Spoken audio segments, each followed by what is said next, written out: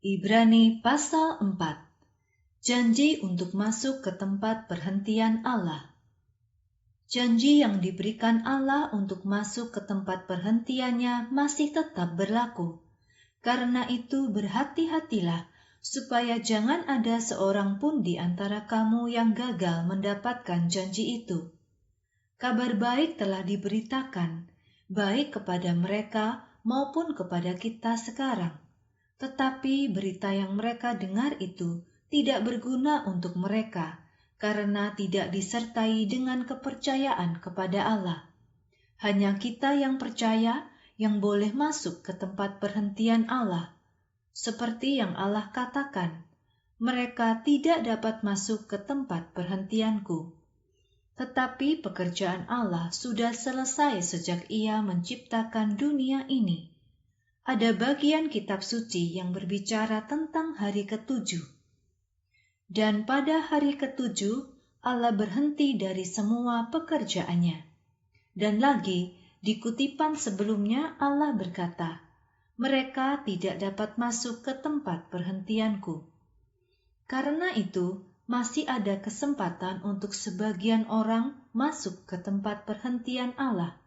Tetapi mereka yang sebelumnya telah mendengar kabar baik tidak dapat masuk karena mereka tidak taat. Jadi sekali lagi Allah menetapkan hari khusus yang disebut hari ini. Ia telah berbicara tentang hari itu pada zaman yang lalu melalui Daud. Itulah yang telah Ia katakan sebelumnya. Hari ini, jika kamu mendengar suaranya, jangan kamu keras kepala seperti dulu ketika kamu memberontak kepada Allah. Jika Yosua sudah memimpin bangsa Israel menuju tempat perhentian yang dijanjikan Allah, maka Allah pasti tidak akan membicarakan tentang suatu hari yang lain.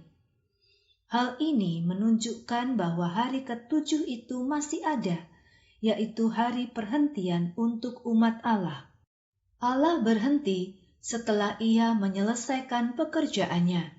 Jadi, orang yang masuk ke tempat perhentian Allah juga akan berhenti dari pekerjaan mereka seperti yang dilakukan Allah. Karena itu, marilah kita berusaha sekuat tenaga untuk memasuki tempat perhentian Allah. Jangan sampai ada seorang pun yang tersesat karena mengikuti contoh orang-orang yang tidak taat. Firman Allah itu hidup dan bekerja lebih tajam daripada semua pedang bermata dua. Ia menusuk sampai ke dalam sehingga memisahkan jiwa dan roh dan sendi dari sumsum. Ia dapat membedakan semua pikiran dan keinginan hati kita. Tidak ada satu makhluk pun yang tersembunyi dari Allah. Ia dapat melihat semuanya, karena semuanya terbuka di hadapan Allah. Kepada Dialah kita harus bertanggung jawab. Yesus Kristus adalah imam besar kita. Kita mempunyai imam besar agung yang sudah pergi ke surga, yaitu Yesus, Anak Allah. Marilah kita tetap berpegang teguh pada keyakinan yang kita miliki.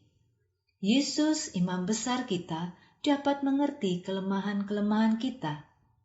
Karena ketika hidup di dunia, Yesus dicobai dengan berbagai cara sama seperti kita, tetapi Ia tidak berbuat dosa.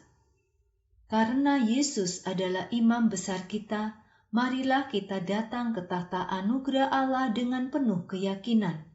Maka Ia akan memberi belas kasihan dan anugerah untuk menolong kita ketika kita membutuhkan.